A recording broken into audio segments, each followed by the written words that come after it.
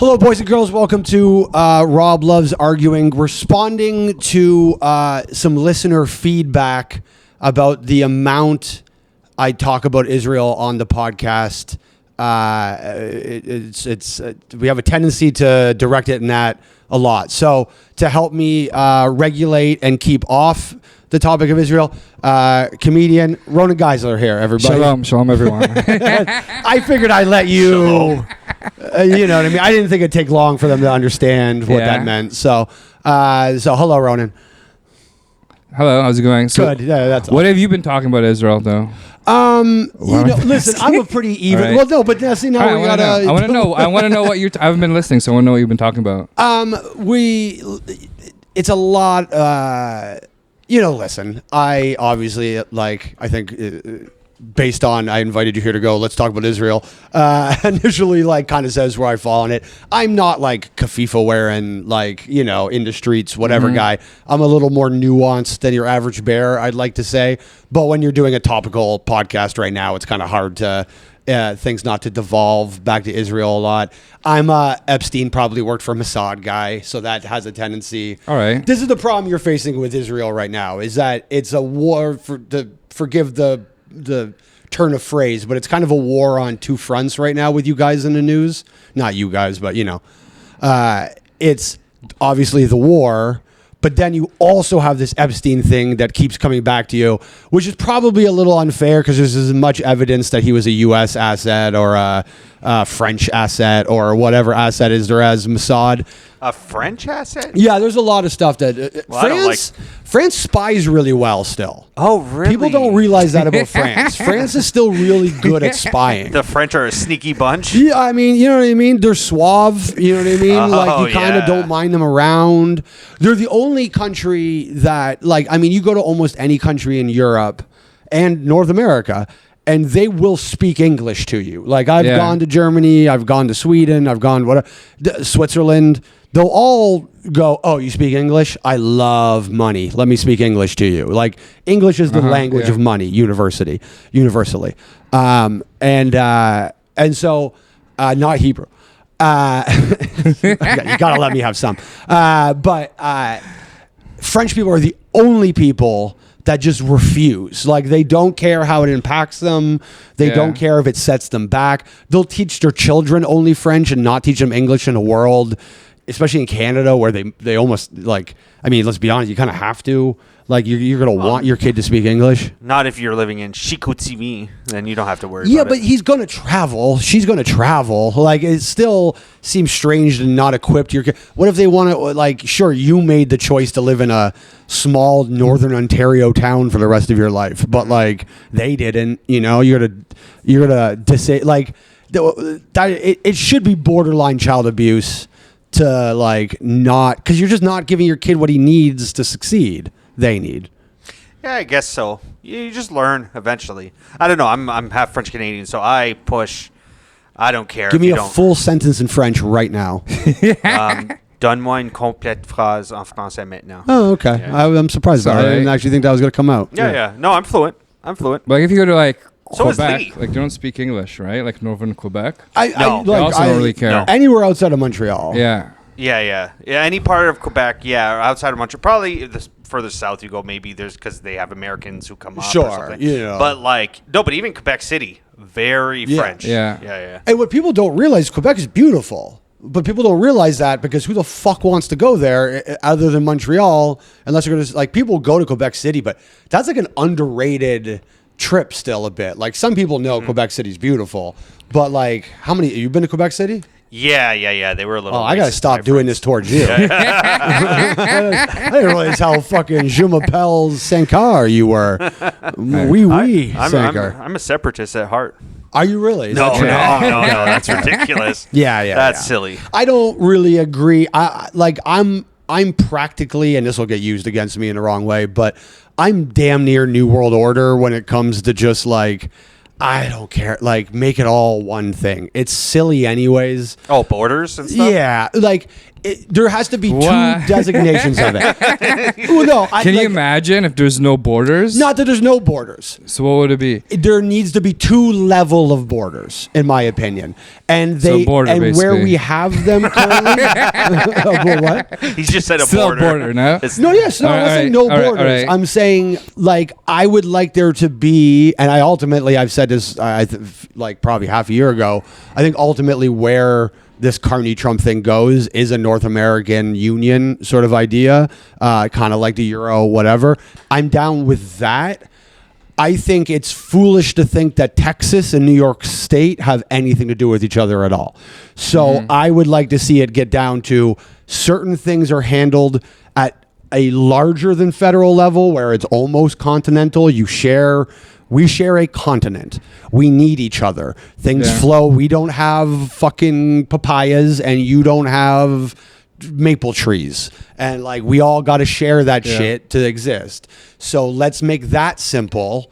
But then when it comes to our like laws and so for I'm kind of like business, open it up to a larger, less globalized in the sense of deal less with Asia, deal less with Europe, but have a strong North America business-wise, then let Texas have its own goofy laws and New York, like you can kill a baby till they're 3 in New York and you can't even think about a baby and you kill it in your head in Texas, you can go to jail. I don't care. Like have your own things. So About open borders. Yeah. No, I still think like from I'm down for that. From Mexico all the way up to Canada. Like if you live in the North America, whatever, I don't know what other. I never know what other of the little guys down there get counted as part of North America. Weirdly, a lot of the Caribbean. Isn't that weird? Yeah, that's what I'm saying. Yeah. But I'm fine with that. Jamaica is part of But North I'm fine America. with that. Again, provides Is it something. really? Yeah, just let's get technicality. Yeah. You'd want that though, right? Because if you think about it, you need a bunch of things that can kind of satisfy a lot of needs within the scope of that. So if you all of a sudden made travel to Jamaica way easier for North Americans, that actually helps kind of everybody. Probably brings the cost of travel down to Jamaica, brings them more money in, probably modernizes them a little faster even. Not saying that Jamaica's not a fucking modern place, but there's lots of it is not a modern place. You said that though. I did. Yeah, I mean, yeah. But listen, we can all be fucking modernized. We need high-speed rails. So, like, I just think it helps everything in that. And then you go to South America, and South America, I don't know what you do with Central America. We just split them up or some shit. Is Central America not real? I think it's just not real. Like, I don't think there's It's real... a term we use, but I don't think it's real. It's like a stopover. to Yeah. South America, right? But like Costa Rica. But there's countries in Central Yeah. America. They are either North America or Yeah. South America. It's Central like when America you call yourself like Indo-Asian or whatever. Yeah, you know what I mean? Where But it's it's not a like, country. there's no such Yeah, thing as Indo-Asia or whatever. Like you could describe an area. It's like when my Aunt Gloria used to call them Orientals, It didn't mean anything, but you knew what it meant. You know what I mean?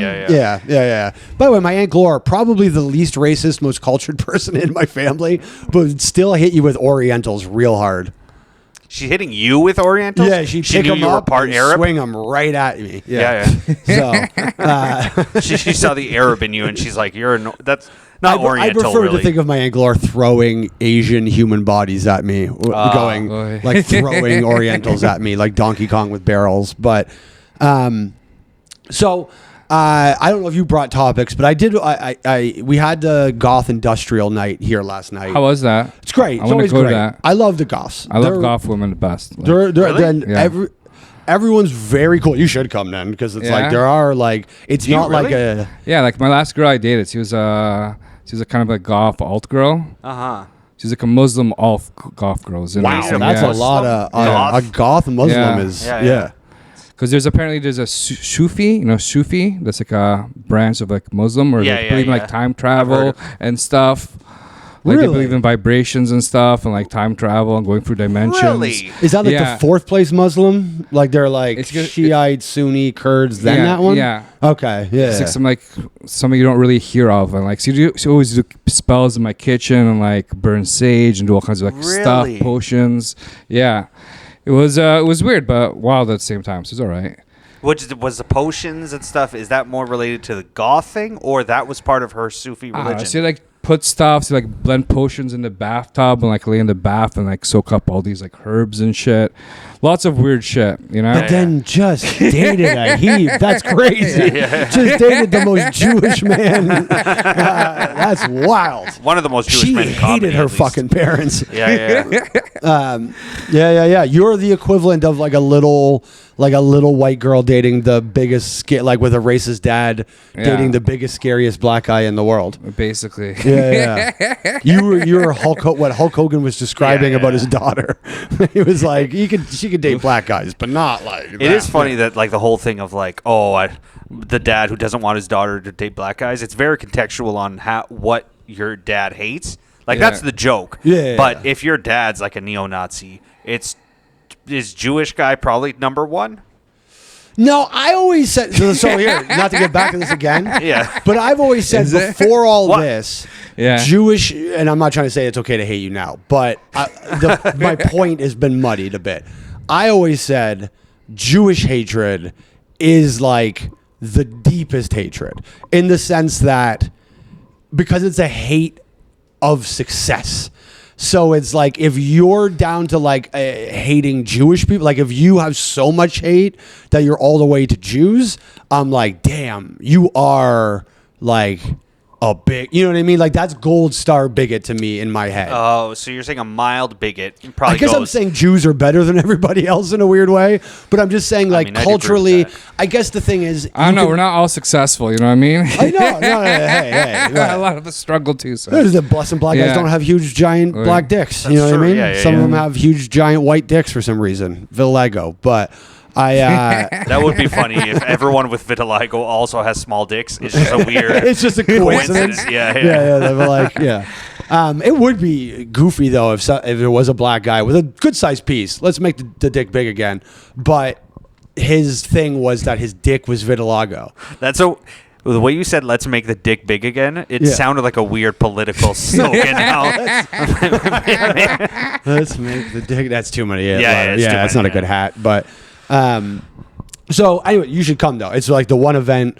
The Goth Rave is like the one event we have that isn't entirely male. So it's like the if you looked at our ticket sales and looked at the male to female ratio, it's bad. But the Goth Rave, good. So When is that? When do you guys have that? once a month. Once a month? Yeah. Next one is June 20th and June 27th. We have two in June. One because Germany is playing here for the World Cup. All right. It's called Das Mortuary. So giving one for the Germans, and then on the 27th is shit. Pride. That's what you should go for the guys. Yeah. I guess maybe not. Maybe take that my one off. fantasy. Yeah, German yeah. goth women. Oh, Hey, well, you did Muslim goth woman. You yeah. hit a German goth woman. Yeah. You're hitting all the ones. Yeah. That is like. I would say you could almost become a pickup artist after that. Where you go like, let me show you how. Ronen Geisler, I fuck the enemy. Yeah. Ronen, the Jewish pickup artist, would be like, and just specifically like, hey, look at, I can get what is shiksas? Shiksas, yeah. That's Is that just non-Jewish? or Yeah, is it- non-Jewish, like women. Yeah. But is that Shiksas, like a black girl would be a shiksa as well. Yeah. Oh. Anyone who's not Jewish, Anyone, like yeah, any yeah. females who aren't Jewish, Right, anyone right. Shiksas, Yeah, for sure. Yeah, because that's not. It has nothing to do with. Does it just anyone that's not? I thought there was like an element of like it's a non-Jewish girl, but she like targets Jewish guys. Like she has like a Jewish guy thing. No, any non-Jewish girl. Wow. Any non-Jewish Okay, girl. You so guys are rude. Yeah, because I have Shiksas and boys, you know? Yeah. It's like you really are one of the only cultures that do have built-in words that are just like ugh. Boys, the guys. I did think it meant like nympho, kind of, but I thought it was like yeah. I thought sexuality. I thought it insinuated that the girl's also kind of sexual. I think we're both probably getting this from Elaine's behavior in that episode of Seinfeld. Probably, yeah. I think the episode of Seinfeld where she's a shiksa, she's acting kind of slutty and really into the guy, and I think we're probably determining that based on that. But I thought I didn't watch enough Seinfeld. I thought she Not was Jewish. No, not Jewish. No, she's No. not. No. In real life, is she Jewish? No. Dreyfus. Dreyfus. Dreyfus I is don't not, think but- she is, no. Is Dreyfus not? I think only Seinfeld was Jewish on that show. Kramer wasn't. Yeah, George yeah. wasn't. I mean, his wasn't, character yeah. was, but like, is Jason Alexander? I don't know. I don't No, think yeah, so. well, because he's the. Yes, he is. He did a fucking Just for Laughs. It's kind of a horrible bit, but he was on Dress for Last, and he played Juperman, and he dressed up as Superman, and it was Jason Jewish. Alexander, but George Costanza is not. George Costanza. He's Jewish. George Costanza is Jewish. Yes. Jason Alexander. So yes, yeah. Yeah, Jason Alexander is just being the character after. Doesn't even matter. But there was a guy last night, and he's a very nice guy. He's come to these raves a bunch, and he's pretty normal, as far as the world goes at this point. But then at some point in conversation, he just also slipped in that Cesis was watching him, and like the conversation was fairly normal otherwise. Besides that, and it just got me on the roll of like, there's a real uptick on the amount of people convinced they are personally being watched in the world. For sure. I had Cesis contact on my parents when I was like 16 years old, I remember. Why? When I was like 16, I ran this like scam on like, it was like MIRC, it was like this chat thing. Okay. Where you do like fake clicks. There's like banners and stuff for ads. Okay. So it was some chat group, there's like thousands of people doing like emulated fake clicks. And I was making like $300-$400 a day doing this. Okay. And then like after like a week, they like called my mom. They're like, hey, we found some suspicious activity on like the computer in the house, this or that. Is it illegal to do that? Yeah, it was purely illegal. Oh, okay. Okay. That's pretty sick though to figure out at 16, because I feel like that's one of those crimes that is probably even too complicated for the adults to understand fully. It felt Nigerian-y. Yeah. The one you like I just feel like you have a plausible deniability at 16 to be like, I didn't know I wasn't alled to do that. Like I feel like when you're 16, I didn't care that much, but my parents freaked out. I wasn't worried about Cesis. I was worried about my parents. They were just freaking out at me. Did you like pretend like were you honest and you're like, I knew this was illegal, or did you tell your parents? Oh, I told them I had no idea what I was doing, and then I just deleted everything on my computer. I deleted the hard drives, everything. Yeah. Got rid of the child porn at the same time. Well, yeah, it's the guys. It's just the uptick is huge, and I get where it comes from because it's like after COVID. Listen, I think this is kind of the reason I wanted to bring it up because, like, listen, the uptick is obviously after COVID. Distrust in the government is very high, and so anybody that's going to have like, look, I'm manic, right? Like, I'll even whatever. Like, if I had a mental illness of any type, it would be that I can be. There are days I wake up and get like 6 months of work done for something because I'm just kind of like ready to go. Yeah. It's luckily a very productive fucking mental thing to have where it's like, wow, you got a lot accomplished today. But it's, whatever. It is what it is. A lot of these guys are also manic. Charlie, great example of a guy who suffers from mania. And they're all getting into this like this next level of like, I'm being watched, I'm being whatever. And but the problem is that they're kind of right. Like, and it started occurring to me, so there was a crazy lady walking down the street. I live here on Queen Street. Right. And there was a crazy lady that was just like screaming, are we good still? Yeah, it's recording. Okay, cool. Screaming, throwing her bags around, just being like, homeless. And then, but at some point she like yelled something about them fucking the kids. And I was like, it does suck that at this point, like, crazy people are right. Like the raving lunatics on the street at Queen of Bathurst, like what they're yelling isn't wrong anymore. Like they've all kind of been proven correct. You know what I mean? Like there's a woman and there's almost, we have to have a level of humility that like we actually might be the crazy ones because so this woman's yelling like they're fucking the kids. Does he have like an afro and a tank top? Sorry? Does he have an afro and a tank top? Does he have an afro? No, the woman, because like I was driving here and some crazy woman spat on my car. Oh yeah, maybe was her head wrapped?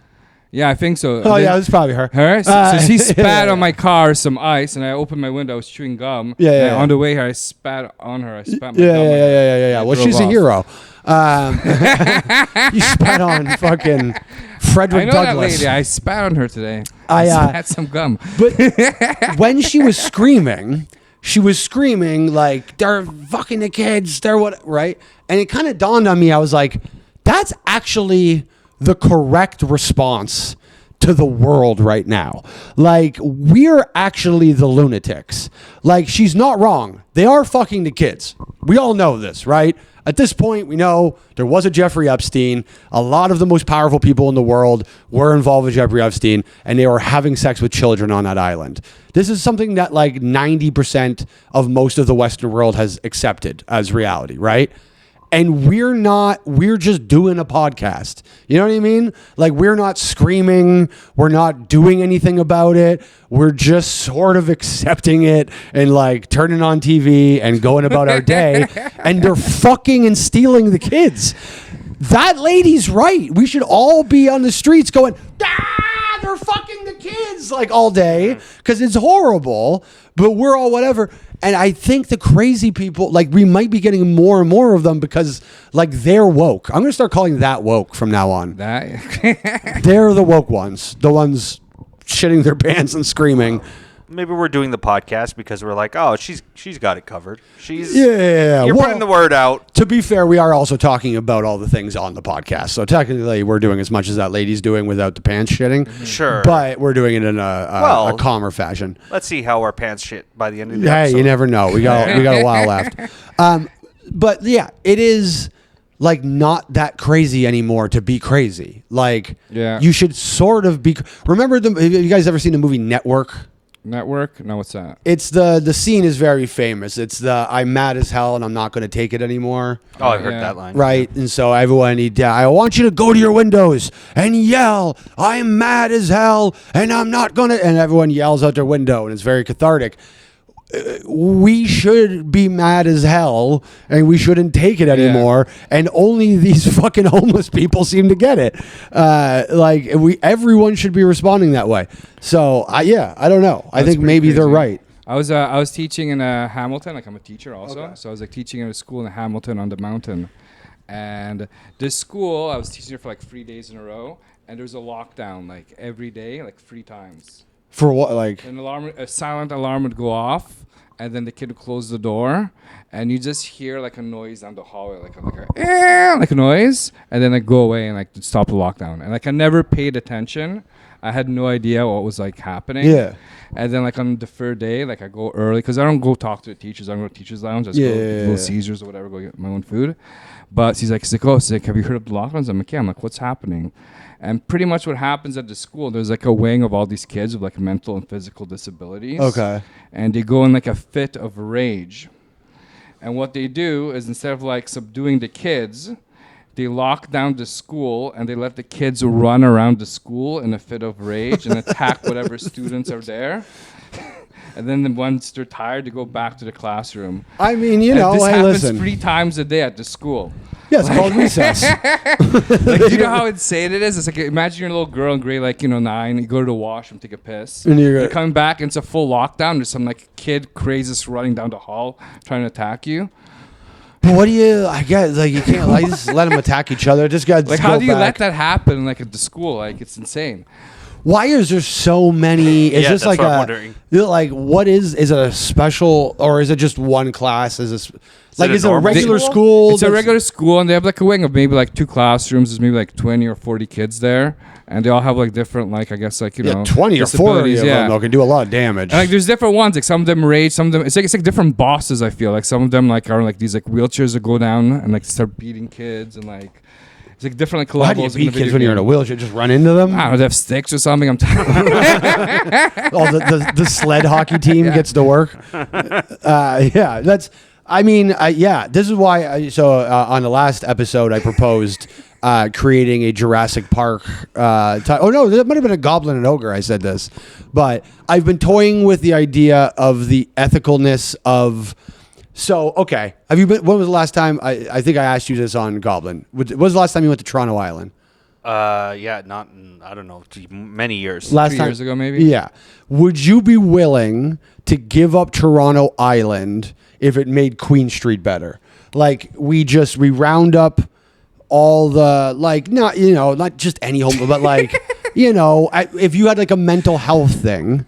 We bring you to Toronto Island and create sort of a Jurassic Park. Yeah, like Shutter Island. Is that what Shutter Island? Just send them to Oshawa. They're there. The problem with sending them to Oshawa is there's a GO train. And That's true, so yeah. they could just get on a GO train and come right back. Toronto Island is eloquent because they're not going to swim it. You know what I mean? They're just not. And and a lot of it feels like they're afraid of water. I don't know if that's me, but like just loving the movie Signs too much. But it does feel like I never see the crazy homeless people by the lake. So I think they're maybe afraid of the water. Could be, yeah. It's a theory I'm willing to run with. Bathing, maybe they're afraid of, and going in the lake is partially bathing. Yeah, well, yeah, exactly. They seem to have hated that in the first place, so maybe they're gonna. So I think you could keep them. Now we are building a giant airport expansion there, so they will attack the planes with like sticks and spears. But Are we building an airport expansion on the Toronto Island, yeah, Really? yeah, Wow. yeah. I think the nude beach is going to get taken out. Oh, that's too bad. Yeah. I'm sure they'll make a different beach a nude beach, but gay guys Cherry find a way. Beach. All you know? of Cherry Beach can be a nude beach now. Yeah, exactly. Well, like in Jurassic Park, gays will find a way. You know what I mean? Yeah, They'll figure it out for the rest of us. Gays will go make a new beach nude so that white girls can then go be naked at it and eventually push the gay people out of their own place. Sure, yeah. Yeah. The encroachment of the white women, we call Well, it. it's just gay guys did do that for everybody. It was a place where they could go butt fuck openly. Like everyone wants to like celebrate everything about gay people, but we forget that like what they really were doing there was they didn't have gay bars and stuff. It was kind of like, hey, we go to the island and get really gay for a while, you know? Like that was kind of the point. And then we just went, oh, you can be naked? We'll go. And it kind I of didn't even ruined like the good time, you know? Not that well versed on the island. I forget that it's even there, and I also people have mentioned the nude beach before, and I forget about that too. Yeah, I've never gone to the Yeah. beach. I'm more interested in, this isn't so much about beach history to me as it is, I appreciate gay landmarks in gay fucking. And not that I participate in homosexual acts myself, but I so in Windsor where I'm from, there was this windmill, kind of by the river down Mill Street, ironically. He said, "Oh yeah." All right. And so the windmill was always known that's where gay guys went to hook up because like we didn't have gay bars. So a gay guy would park his car and another gay guy would park his car, and after a bit you'd go, "You're gay, I'm gay, cool," and then you'd handle your business and you'd go about your day. Back before people were just openly gay like that. Like in England, right? Like they call it dodging or whatever. Yeah. Every city, every even mid-sized city had a place. If you go to Halifax, do you know the Citadel, the old fort in Halifax? It's a big, like, they do recreationisms and stuff there. The hill at the Citadel is where gay guys butt fuck. That's where gay guys used to go meet each other. They would go to the hill of the Citadel, and that's, oh, you're on the hill, I'm on the hill. Hello, how are you? I'm gay, so am I. And then butt. So every city has. I'm always fascinated by. I have a bit about this, but in Windsor, they always were like, there was a rumor that pedophiles would hang out in this forest. And the reality was not that pedophiles would hang out in the forest. It's that's where gay guys were meeting up to hook up. So we just called them pedophiles and just ran with it. But really, it was just gay guys in the forest because we didn't have a gay bar. Yeah. You had to butt fuck in the forest. There's fairies in the forest too. Yeah, absolutely. That's just coincidence. Yeah. So, the beach is a gay landmark. You know, like that's part of their culture is sandy dicks in a chafed butthole. You know. Mm-hmm. Then the bathhouses, right? Like Yeah. the bathhouses in Toronto. So I've been invited to go to bathhouses more than once, and is it just gay?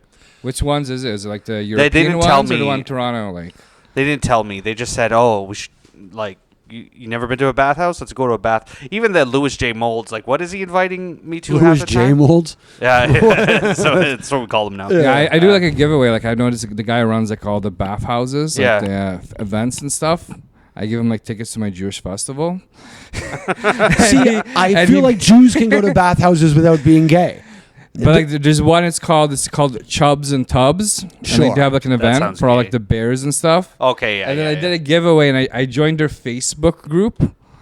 and it's pretty funny. Like I learned that like it doesn't matter who you are, someone will appreciate you, because like the whole Facebook group is like these guys with like huge guts, and there's all these guys writing comments like "sexy," "you're so hot," this or that. And the bigger nice. the gut is, like the more comments you get. Like, wow, super sexy. Like, they like write all these things. Like, Yeah. Can you send me that later? Yeah, I'll send you. I'll invite you to the group. Yeah. Yeah, I could, I'm getting married and stuff. I just want the compliments. It is nice to get.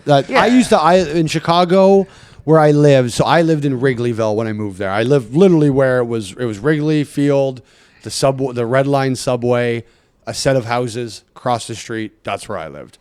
And but what's fun about Chicago is that Wrigleyville, which is like the home of what would be considered toxic masculinity, cornered right. So the front of my house was Wrigleyville. The back, I was in Boys Town. And so Boys Town, Boys Town, Boys eh? Town was That's funny. right That's there. in the back too. Yeah. In the rear of my home was Boys Town. And which was happens in funny because Boys Town? I appreciate this about Chicago. They didn't try to make a gay place. They made, like, in the sense of encompass, like we have the gay village. Yeah. That's sort of supposed to encompass gay, lesbian, all the letters, right? Boys Town's for the boys. Like, that's where homosexual men go. And then there's Andersonville, which is for lesbians and Swedish people. So they had their own, like, subsections. Lesbians didn't hang out in Boys Town. Not that they weren't allowed, just that wasn't also their hang. But Boys Town, it was very complimentary. I was in pretty good shape back in those days, and walking through Boys Town felt pretty nice. It was all right. And like classy, not aggressive. New York gays, I also live in Hell's Kitchen. I like to I stay live in near Hell's gays. Kitchen also. Yeah, I like to stay. You know that hotel that they had, Out? Give me the cross It was streets. on like 42nd and like 10th. Oh, 11th. damn, you were really, 42nd. Yeah. Okay, all right. So like they had a hotel. It's called Out, where there's like no closets. Okay. That's that's the whole what? concept. There's no closets in the hotel because they're out, right? Everyone's He out thought of of the that closet. because you were talking about gays and no Yeah. closets. Yeah. Is that true? Yeah. They actually just built a place. Okay. Yeah, they built By the it. way, you know who would hate that the most? Gays. They'd fucking Yeah. hate that. You want a You're going to closet. live in a place with no closet? No closets. Yeah, like where there's just dressers everywhere. The amount of IKEA built-ins in that building would be stunning. They had to bring their own closets with them. New York gay is a little bit more aggressive, I would say, in the sense of like they're a real, like, Boys Town was just, there was gay bars and whatever. New York gay, especially up in Hell's Kitchen and Chelsea and whatever, is pretty. They get out there pretty naked, and they're pretty aggressive about wanting to bang you and not really giving a shit what your situation is. So, I stayed there. I lived there for a bit. I went to visit my buddy, and I stayed in Scouts for 6 months, and I was bored during the day. And I decided to go to a Sex Addicts Anonymous meeting for fun. Okay. In Hell's Kitchen, just for fun, to see what it is or Yeah, whatever, yeah. you know? And then, like, I walk in, and it was just all gay men. Yeah. And I'm like, this is a big mistake. But once you open the door, they're like, come in. Yeah. So I just had to, like, and then you listen turn around and walk out. You're like, no, we can help. So bad. But I had to, like, sit there for, like, I feel like an hour and a half. Just hear And just about listen to their stories. aggressive gay sex for an hour. Wow. Yeah. Like you're not supposed to talk like very explicitly in those meetings. Like it's not like the meetings would be like, Oh, yeah. and then I ripped his butt cheeks apart. Like they don't. You're supposed to like keep the language a little unsavory so that people don't get tricked. more about the like that emotion. could that is a tricky one, man. Because an all male gay SA meeting could easily turn into an orgy if unattended. Like how quickly that could spiral is pretty bad. How real do you think sexual addiction is? It's an obsessive thing. It's like a little. All addictions are not exactly the same, right?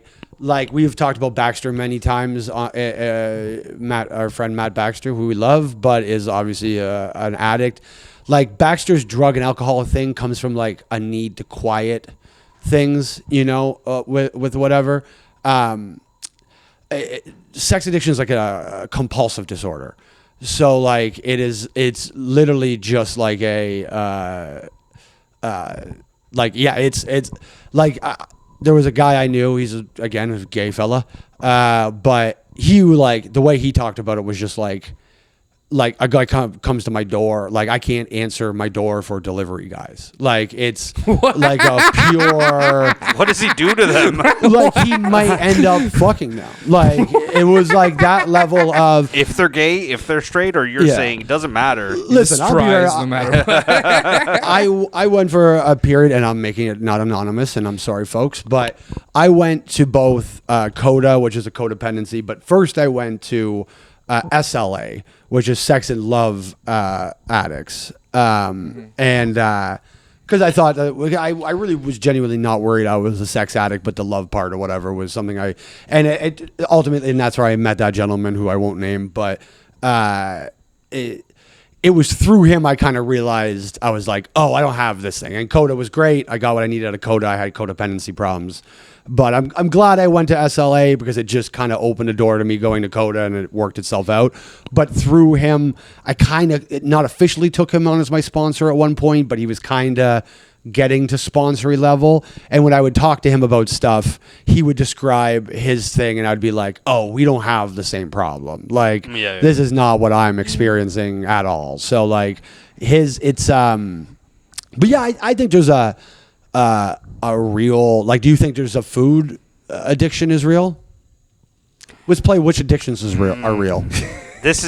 I'm as much on the fence about that as like, because like last night, okay, I knew stop eating. You ate. Yeah. Your fiance made you a bowl of pasta and it was good.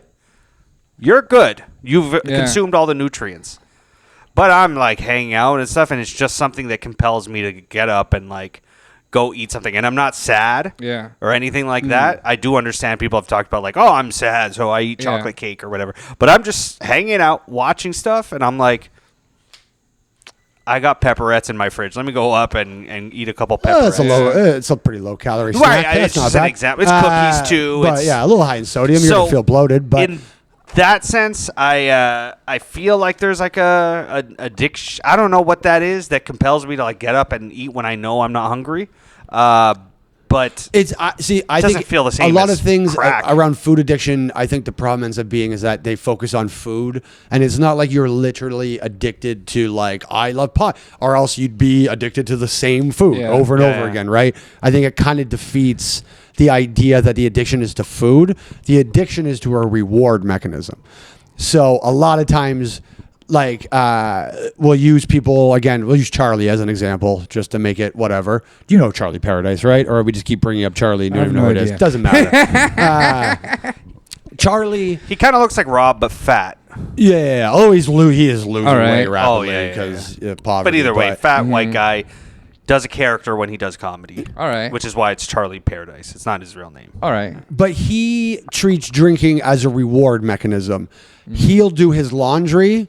And once his laundry done, he goes, "Oh, I did my laundry. Better down a 26er of vodka now, right. As a little thank you for getting laundry done." And as the addiction grows, that's where at first Charlie probably did that when he used to get fake jobs all the time and then have a big bender to like he'd be like, "Oh, I don't start till the 5th. Let me get blackout drunk for like the next 2 weeks because I'm celebrating a fake job I just told you about." Right. So he would do that, but then as the addiction grows, that's where the reward mechanism starts becoming like more and more frequent, and it takes less and less for you to have to then give into that reward mechanism. I think food's probably a very similar thing where it is like, oh, I got a little thing done, or oh, whatever. Like my bad eating comes into a lot of times is just overthinking about it. Is that when I'm thinking about not eating that much, like trying to consciously not eat that much, what ends up happening is all you're thinking about is eating. So eventually you're thinking about eating. Like a habit I will run into is planning meals around the gym. I will go, oh, well, I have to eat before I go to the gym. But then you also need to eat right after you go to the gym, right? So then I'll end up in this thing where I've eaten like 2 real meals in a course of like 2.5 hours because I convinced myself on either end of this physical activity I'm literally doing to lose weight. I'm putting these meals into whatever, where like really naturally I should go, am I actually hungry before the gym, or am I just telling myself I have to have food right now because I'm about to do exercise and I've told myself, oh, I have to do this now. Did you gain a lot of weight when you're in the States?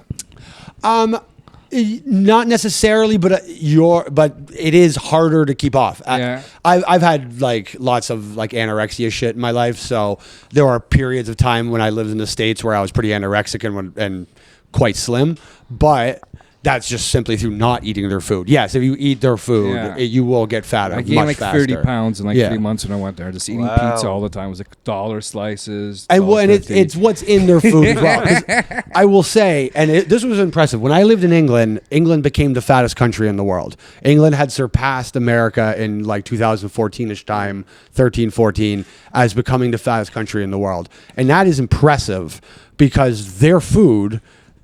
like when I did the Edinburgh Fringe Festival, I was there for a month.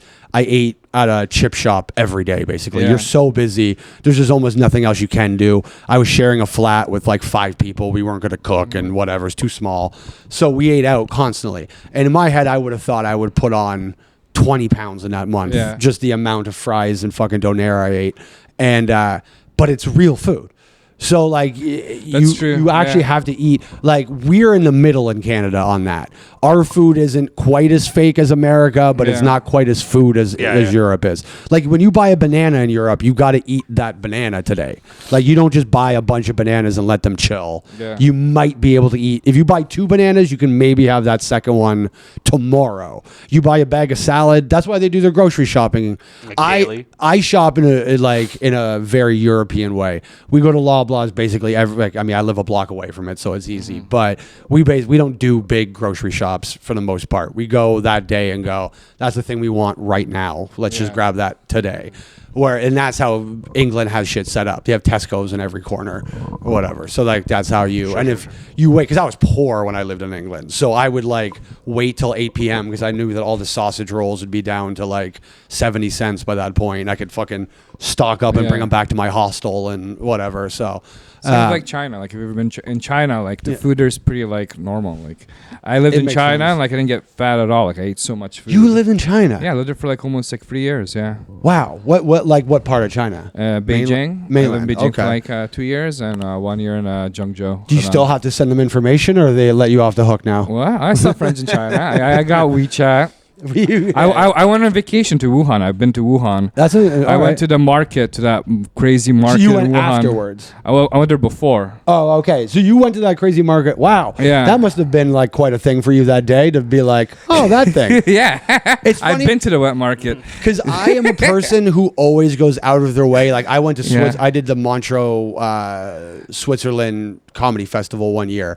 And we were about 30 minutes. We land in Geneva, and you're about 30 minutes away from the Large Hadron Collider. Mm-hmm. And my only request of the festival the entire time was, please drive me past the Large Hadron Collider, because if it does end up killing all of us, I want to have just seen it. You know what I mean? Like I want to go as the fucking blast or the black hole that it opens, whatever swallows us. I just want to flash back. It's why when I got the COVID vaccine, I got it at the Javits Center in New York, because that's where the most vaccines in the world were given out. And I was like, if this does kill all of us, I want to have been at like the Auschwitz of vaccine deaths. You know what I mean? Like fuck Dachau. I want to have been at the guy, you know? Yeah. So like, it's interesting to have, but unexpectedly ended up, also it wasn't a market, it was a lab they made it in, but regardless, for those 6 months we didn't know that. That would have been fascinating. So what's your interpretation of China? That's fun. I love to find that out. That'll get us out of the China's amazing. Like I find like they're very like patriotic. Like the Chinese people, everyone, like they all love China. They love the government. And like, aren't they told to? What?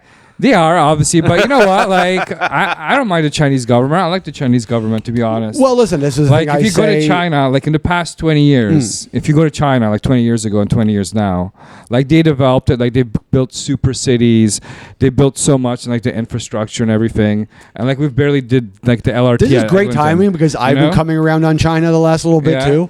It is a debate ranty podcast.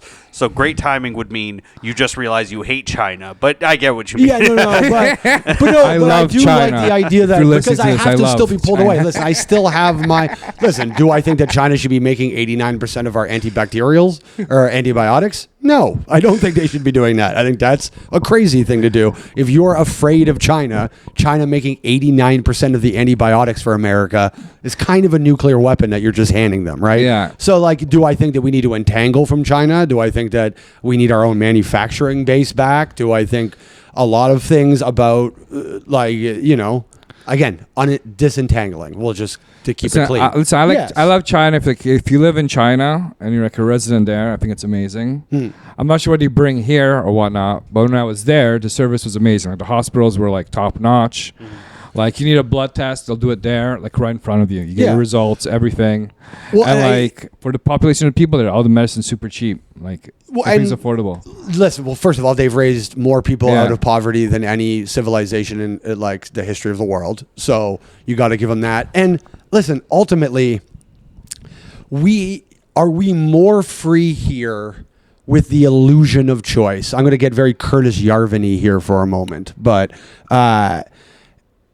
Curtis Yarvin argues that possibly monarchies are actually better than democracies because the current democracy we have truly is still a monarchy anyways, right? I mean, it's two systems operating for the same team. And then what that does is lull us into a false sense of security where we go, oh, well, I fucking hate the orange bastard and he's whatever, but in 4 more years we'll have my guy and things will change. And it kind of stops you from revolution or demanding any actual action from the people who are in party today, right? So whereas when in China you have one party, that party does have to have some level of care, for lack of a larger word that makes me sound smarter, for their people, because Curtis Yarvin argued with monarchies that if you have too many if you represent the entire population, as opposed to Donald Trump represents the Republicans of the country of America, and he is temporarily in power, and then the next person will represent the Democratic people of the, if you represent the entire country, you have much more of a responsibility, because at a certain point, 62% until they cut your head off? Like, what is the pissed off percentage of the country before they can focus in and not go, oh, it's that other team, and just go, no, it's those guys, and then fucking put them, hang them up in the town square. So there is an argument to be made that we have kind of handcuffed ourselves. Obviously, I believe like a functioning democracy is better than a monarchy. I'm not going to go full Yarvin on it, but I don't think that there's completely nothing to the argument. I think the current system is exactly what he's describing. Doesn't mean that system can't be fixed and walked back a certain degree. But like, look at fucking Thomas Massey getting beat. Like, tell me that's not exactly. You can like Thomas Massey, you can not like Thomas Massey, but like, it is pretty obvious what happened there. A bunch of money was spent to get a guy that was politically not helpful to the Trump administration gone, not helpful to. Not helpful to. We'll just say Albates. All right. We'll say Miriam Adelson. Not helpful to Miriam Adelson, and who knows what she likes. But there's nothing. We just go, oh well, that's that team's fault, and then we kind of shrug and wait. Wait for the next thing to come along. Whereas if Donald Trump was legitimately a king, or any of these people were legitimately kings, we'd go, well, we can't stand for this and have to do something about it. It's interesting. And like, I think at this point, we're almost to where now the population understands it's two parties acting as one, or one party acting as two, I guess would be the better way of putting it. At this point, I think the illusion's pretty gone, but not to the boomers and shit. Go on Facebook and it's not done. Like, they're still on there all day pretending like it's two different things. So like, until, you change enough of them, like, this is what I was saying, like, even in dissent in its own thing, the left's going to need somebody soon, Like it can't. It's not going to be Hassan. It's not going to be Sam Cedar. But they need a Tucker, or they need to take Tucker. Like Tucker this week was telling people not to fucking pay their credit card bills. Like he's becoming about as socialist as anybody. Yeah. Well, listen, Tucker Carlson's a religious guy, and look at credit card rates. Does 20%, 22%? That is what's known as usury. Interesting. You guys were supposed to do that. That's what we had you fellas for. They stole our idea. Well, there's a lot of historical argument that when people go, oh, well, Jewish people dominate banking and they whatever, is that the idea came from the fact that usury was supposed to be unchristian. And so a lot of Jewish people got into banking early on in the early forms of it because it was looked at as something that Christian people weren't supposed to do. Yeah, I actually took, I can't remember if I told you this, I took a Jewish history course in university, and that was like that was really funny because it was like I didn't realize I took it because it made sense for my schedule, and then I sat in a class with only Jews, and I was the only non-Jewish guy in there. All right, but they were nice, they were cool, whatever. And you would stand out. Yeah, it's not like me where they'd be like, yeah, maybe. Sometimes you can pass. Yeah, sometimes my beard hair curls here, and people think I'm Jewish. I oscillate between in the winter. When I lived in New York during Hanukkah, they were always offering me the donuts to dance or whatever. If I did the little dance and got the little jelly filled donut, and then free yarmulke or free menorahs. The fucking light up menorahs out the fucking. I had like a shelf of boxes of free fucking menorahs I get handed all day, and then in the summer. It is fucking Assalamu Alenkas at the mall. Like I go both ways. I got that yesterday. Yeah. You got an Assalamu Alenka? Yeah, and it's Shoppers Drug Mart. Doesn't that feel sick as hell though? My neighborhood, there's so many Muslims that I don't think about it anymore. Okay. It's not like sick or anything. It's just so common. It just feels like whatever. Okay. Yeah. What are we at, Sanger? We are at 5 minutes. So, okay, cool. Yeah, cool. Go ahead. Well, no, I did get. This is a thought I had recently. And him and I texted a little bit, and you said you're a wrestling fan. Currently? Yeah, I like wrestling, yeah. You like wrestling? Yeah, I like watching AEW right now. I've been watching a lot Okay, so you guys kind of agree on that. So do you think that under his current push, MJF was promised the AEW belt 4,000 years ago? I'm sorry. 100%. It's written in the tablets. They do need a good... That is like one thing wrestling has never done. This is really kind of the first time that I'm aware of. I'm sure they did it back in the day in a heel manner. And I know MJF's a heel, but they're not really using his Judaism as a... heelish tag. It's actually kind of the most babyface thing about him. Yeah. That's why Are you familiar with MJF? Maxwell Jacob Friedman. He wears like a scarf and the Burberry scarf. Yeah. And he actually all wrestling bad guys in anything have to have a good villain origin story that kind of justifies. And his Judaism is kind of the central focus on the justifying of his like heel persona. So they use it very well. Yeah. He joined the football team. They threw quarters at him, picked him up Jew boy. Yeah. School ties. Well, he's like the biggest Jewish wrestler since like Goldberg, and like I think he's way better than Goldberg. And I don't know that we count Goldberg. Like I just feel like based on the name. I know, but they it's never addressed it. But his name was Goldberg. I know. And as a kid, I never thought about that. You never thought about it? No. You want to know the truth? I never thought about it once until Paige Megan brought him in for a signing thing. Really? You couldn't tell by his face? He has the most Jewish face. Really? I've never thought of Goldberg's face as being Jewish before. Now I gotta like. Who is the greatest Jewish wrestler of all time? Well, it's gotta be Goldberg. Because like they brought him. He was against Undertaker, and like I think like was in like Saudi Arabia. Okay. They brought him, and it was beautiful seeing like the whole stadium, the whole arena, all like the Arabs were screaming Goldberg. Yeah, that's fun. Never really thought about that. Who else does that? Yeah. No, I never really thought about it that way. See, this is why wrestling's a crazy important. moment. Yeah. Yeah, but I don't know if I can put him as greatest Jewish wrestler of all because I just looked up a list.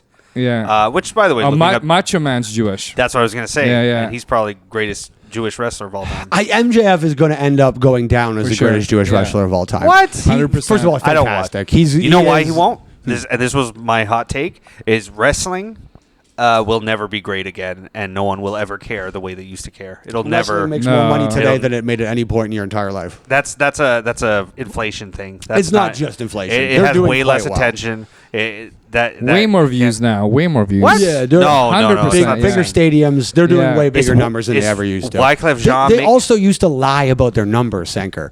They didn't put 90,000 Yeah, people but in there- the Yeah, I remember that. Silverdome. There Like, was a cultural thing behind I don't someone think that any that doesn't star exist anymore. will ever be as big as Hulk Hogan. But that has more to do with our cultural monolith back then than it does to do with the popularity of wrestling. It's like going, oh, why was Paul Reiser a famous comedian? Because we had 6 comedians back then. You know, like every Right, comic that broke out. Like you look at guys like that's why Richard Jeni killed himself. Because Richard Jeni was literally like, there's 18 of us and I'm not famous somehow. Like there just wasn't that many comedians back then. Yeah. So like it was much easier to be a household name when we had 5 channels. Yeah, but I feel like it's one of those things like it isn't more culturally relevant or anything. Like no one there. You don't have. But nothing is as superstars culturally like that. relevant. Yeah, maybe it's the Like, death of literally everything. nothing. Maybe Yeah, it's the death of yeah. everything. Who's the but- biggest? That's why I have an appreciation for Taylor Swift, because I am nostalgic for the time that we could have a cultural monolith pop star. Michael Jackson was great. Like whether he fucked the kids or not, it was very nice Yeah, he having did- he one didn't. guy. No, I he go didn't. back and He forth. Yeah, I think the greatest evidence. You know what I think after You don't we think watched. he did? No, he didn't. For sure, He didn't. He didn't. After all this Epstein stuff, I will say the best evidence that Michael Jackson didn't fuck those kids is the fact that they tried to charge him with it. Sure. Who else is charged with Whatever it? proves my point. You know what I mean? Like Yeah, nobody that else. makes- yeah. He at least got cleared in a fucking Yeah. criminal court. Nobody else has had to go through that. So, sure. I mean, you could argue that he's one of the only ones that at least got put to the test a little bit, but it's still a little weird. I think I'm he's a very weird back dude. and forth on it. I don't know, but I have this like it's just that. It just doesn't mean that I don't appreciate. I'm not even a giant Michael Jackson fan, but I do appreciate that at a point we all had something we could share. This is why people are getting religious again, is because like we don't have this. Because they need to go find community. Michael Jackson was community. Like Hulk Hogan was community. Now it sucks that one might be a pedophile and the other's a racist, but like it is what it is. We didn't know that then. And by it was might, nice. not at all. Yeah. Yeah, Which not one? at all. Neither Not of at them? all. No, not at all. I don't believe Hulk also not racist. I tend to agree with you in Borderline. a way. I think Borderline. for the time he was. Listen. Yes, no, wait, Did Eddie yes, Murphy racist. hate gay people? Yes. You believe Well, Eddie Murphy hated no, gay people? not hate. Again, we're getting into like. But that's what I'm making the exact same point. Dislike. Yes. Is the first bit on his 2 most famous specials Faggots and Faggots Revisited? Yes, it is. However, if you actually listen to the bits, they were very progressive for the time he lived in. You still have to judge it based on the time you lived in to a certain degree. I remember when they were trying to cancel Vincent Massey School because Vincent Massey, again, sorry, anti-Semite. And see, it keeps going back. But at the time, yeah, so was everybody. So like it's kind of odd to the singular. So just anybody in power has to be taken down in that period of time. Then it's like all the founding fathers were slave owners. So did we take away? Did we just pack up the whole thing and go no more anything then? Because whatever, like it becomes a little tricky. Yeah. Abraham Lincoln had slaves and freed the slaves. Is he a good guy or a bad guy? Was he Jew? No, I'm just kidding. Definitely not. And No. and by the way, I just always thought I Abraham would see Lincoln, pictures of him and I'm like, he could be absolutely a Jewish. There's Mossad something about agent. him. Yeah, look at that thing. Yeah. Wooden teeth. You know, that was George Washington. But Yeah. Okay, we should wrap up. I want to ask you about China really quickly because All right. I have been now. Like, would you say that like because I've heard the opposite of this, and I feel like people want to make it out to be very repressive. But like, would you say there was any feeling of repressiveness? Oh, you know what I also want to ask you? What happened to Tank Guy? Tiananmen Square Tank Guy. Live, or did he get killed, or did he? No idea what happened. The tank stopped. Isn't that crazy? I'm a full belief that guy just got ran over, and we Yeah. all knew that guy got ran over, and slowly China has Mandela affected us out of even. Now they just go, we're not entirely sure. I promise you, my whole childhood, we believed that guy got ran over. I have no idea what happened to that, but All right. when You weren't there? I lived there, Different time? I went to Tiananmen Square. Yeah, I've been there a few Yeah. times. But when I lived there, like it was great. Like you could do whatever you want there. Like nothing closes early, everything's open. Like you I can heard, smoke. like because like the penalty for smoking weed is like crazy there. Oh, right? I smoked a lot of weed there. There was like there's a Nigerian bus bar there. It was a bar made out of a bus, and you'd go there, and all the Nigerians were there, and that's where you'd buy the hash. But what they did do during the Olympics was they wanted to clear it for the tourists. So basically, they had all these like undercover cops come, beat the shit of all the black people, and just put them in like jail during the Olympics. I did forget the whole Uyghur concentration part when I did come around to China on this episode. So they did do that during the Olympics. I would like to add a caveat to that. I do not appreciate their whole ethnic cleansing of the Uyghurs thing. I will give them flack on that. That definitely sucks because I do like that food a lot. Some of my favorite food. That's the only reason. It's incredible. It's the best Ronen food in hates China. all racism that leads to less good food. But like I felt pretty free there. But they do come they did come visit me. Like I had officers come visit me in my apartment and like random parts of the night. We're losing points here. We just knock on the door and like I know some guy comes to my door and just wants to see my passport, my visa. So that did happen. That's getting a little scary now, Ronen. You're losing me. How did that not bother you more? By the way, someone asked for your papers and you're like, I had a good time. A missing girl poster gets ripped down in the city and it's anti-Semitism, but this guy's getting visited by the Chinese government and he's like, yeah, they visit you. It's nice. They visit you sometimes, you know. Just show them the papers. If your papers are good, it's okay. You know, it wasn't that bad. And we'll end on this. They found that girl, right? Yeah, they did find that girl. That girl was just getting like fingered by her boyfriend. All of this, they were like, we're looking into criminality of it and stuff. It's like, no. She went and got dicked down for 2 weeks and didn't tell her parents. And now it's become a whole fucking thing. I don't know about that. All right. Agreed. See, we disagreed on something. All right, Rob was arguing. Thank you.